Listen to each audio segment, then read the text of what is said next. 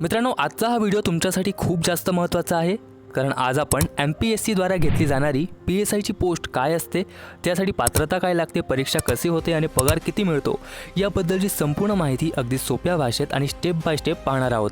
त्यामुळे जर का तुम्ही या चॅनलवर नवीन असाल तर चॅनलला आत्ताच सबस्क्राईब करा, कारण तुमच्या स्वप्नांना योग्य दिशा देण्याचं काम बाप्पा क्लासेस नेहमी करत राहील। तर सर्वात आधी समजून घेऊया PSI म्हणजे नेमकं काय। तर PSI म्हणजे पोलीस सब इन्स्पेक्टर, म्हणजेच पोलीस विभागातील एक अधिकारी पद। महाराष्ट्रात ही भरती MPSC म्हणजे महाराष्ट्र पब्लिक सर्व्हिस कमिशन मार्फत घेतली जाते। PSIची कामगिरीबद्दल सोप्या भाषेत सांगायचं झालं तर पोलीस स्टेशनमधील लॉ आणि ऑर्डरला मेंटेन करणं, गुन्ह्यांची चौकशी करणं, स्टाफ हँडल करणं आणि सिनियर ऑफिसर्सच्या गायडन्समध्ये काम करणं ही PSIची मुख्य जबाबदारी असते। यामध्ये तुम्हाला पॉवर, रिस्पेक्ट आणि सरकारी सुविधाही मिळतात। त्यामुळे महाराष्ट्रात ही पोस्ट खूप पॉप्युलर आहे। आता खूप विद्यार्थी मित्रांचे प्रश्न असतील की सर, मी PSI होण्यासाठी नक्की काय केलं पाहिजे? तर मित्रांनो, यासाठी तुम्ही कोणत्याही मान्यताप्राप्त युनिव्हर्सिटीमधून पदवीधर म्हणजे ग्रॅज्युएट असणे आवश्यक आहे।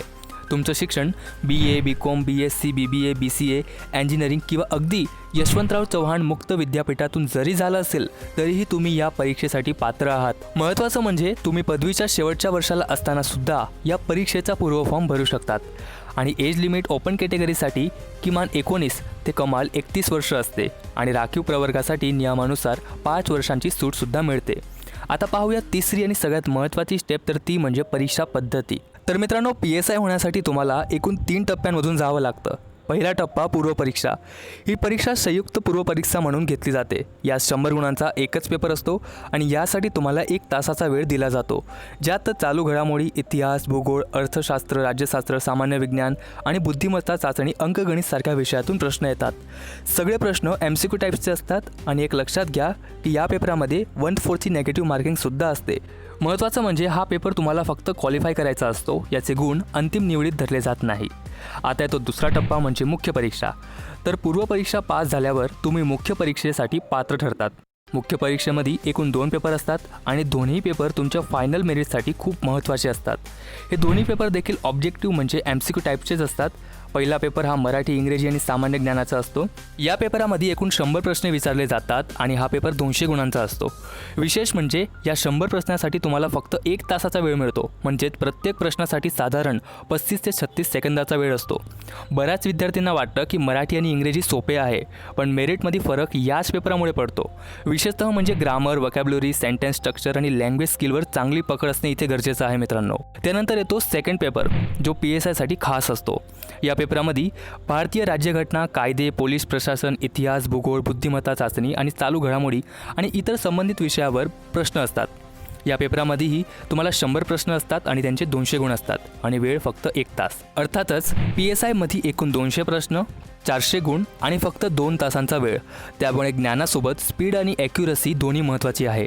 सगळ्यात महत्त्वाचं म्हणजे इथेही प्रत्येक चुकीच्या उत्तरासाठी 0.25ची नेगेटिव्ह मार्किंग असते। आता MPSCने ऑब्जेक्टिव्ह परीक्षांसाठी OMR संदर्भात नवीन नियम लागू केले आहेत। भविष्यातील परीक्षांमध्ये चुकीचा पर्याय निवडणे, एकापेक्षा जास्त पर्याय भरणे, उत्तर खोडण्याचा प्रयत्न करणे किंवा काही प्रकरणात प्रश्न रिकामा सोडणे यासाठी देखील 0.25ची नेगेटिव्ह मार्किंग लागू होऊ शकते। त्यामुळे OMR भरताना विशेष काळजी घ्या। आता येतो मित्रांनो तिसरा टप्पा, शारीरिक चाचणी, फिजिकल टेस्ट। मुख्य परीक्षा पास झाल्यानंतर शारीरिक चाचणी घेतली जाते। या टप्प्यात उमेदवाराची शारीरिक क्षमता तपासली जाते। मैदानी चाचणीमध्ये धावणे, लांब उडी आणि गोळाफेक यासारखे प्रकार असतात। या प्रक्रियेसाठी पुरुषांची उंची किमान 165 सेंटीमीटर आणि महिलांची उंची किमान 157 सेंटीमीटर असणे हे आवश्यक आहे। ही चाचणी 100 गुणांची असते, तरीही फक्त पात्रता स्वरूपाची असते। या टप्प्यात पात्र ठरण्यासाठी उमेदवाराला यात किमान 60 गुण मिळवणे हे कंपल्सरी असतं। आता तुमची अंतिम गुणवत्ता यादी अर्थात फायनल मेरिट लिस्ट ही फक्त मुख्य परीक्षेचे 400 गुणांपैकी तयार केली जाते। So mains exam is most important. आता बोलूया अशा गोष्टीकडे जी आपल्या सर्वांना खूप जास्त मोटिवेट करते, तर ती म्हणजे सॅलरी। मित्रांनो, जेव्हा तुम्ही PSI म्हणून रजू होतात तेव्हा तुम्हाला 7व्या वेतन आयोगानुसार अतिशय उत्तम पगार मिळतो। सुरुवातीलाच तुमचा बेसिक पे आणि सर्व सरकारी भत्ते जसे की घरभाडे भत्ता, महागाई भत्ता, पेट्रोल भत्ता मिळून दरमहा 45,000पेक्षा जास्त पगार मिळतो। जसा जसा तुमचा अनुभव वाढतो तसा तसा तुमचा पगार आणि ग्रेड पेसुद्धा वाढतो. आर्थिक सोज्यासोबत या पदावर मिळणारी नोकरीची सुरक्षा ही अतुलनीय आहे. पण मित्रांनो, PSI ही केवळ एक नोकरी नाही, तर तो एक रुबाब आणि वर्दीचा मान आहे. तुमच्याकडे कायद्याचे रक्षण करण्याची आणि सर्वसामान्यांना न्याय मिळवून देण्याची मोठी पॉवर असते. एक पोलीस स्टेशनमध्ये सब इन्स्पेक्टर म्हणून काम करताना तुम्हाला थेट जनतेची सेवा करण्याची संधी मिळते. हा जॉब रोल आणि सन्मान आहे, तो कोणत्याही कॉर्पोरेट कंपनीत करोडोंच्या पॅकेजमध्येही मिळू शकत नाही. तर मित्रांनो, ही होती MPSC PSI पोस्टबद्दलची संपूर्ण आणि अचूक माहिती. जर तुमच्या मनात खाकी वर्दी घालण्याची जिद्द असेल तर आजपासूनच आणि आत्तापासूनच अभ्यासाला लागा. स्वप्न कठीण नक्कीच आहे, पण अशक्य अजिबात नाही. जर हा व्हिडिओ तुम्हाला आवडला असेल तर व्हिडिओला लाईक करा, आपल्या मित्रांसोबत शेअर करा. आणि जर तुम्हाला PSI syllabus, physical test detail, salary breakdown किंवा प्रिपरेशन स्ट्रॅटर्जी यावर डिटेल्ड व्हिडिओ पाहिजे असतील तर खाली कमेंटमध्ये नक्की सांगा.